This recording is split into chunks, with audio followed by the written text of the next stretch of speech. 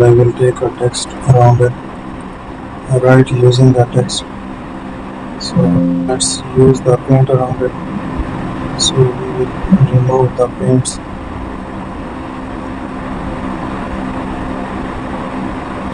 Then we will change the layer style. Now we have to add different paints here.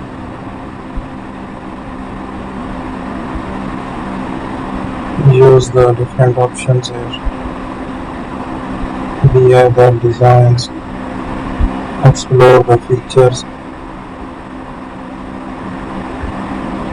I will use an eraser to make the changes there.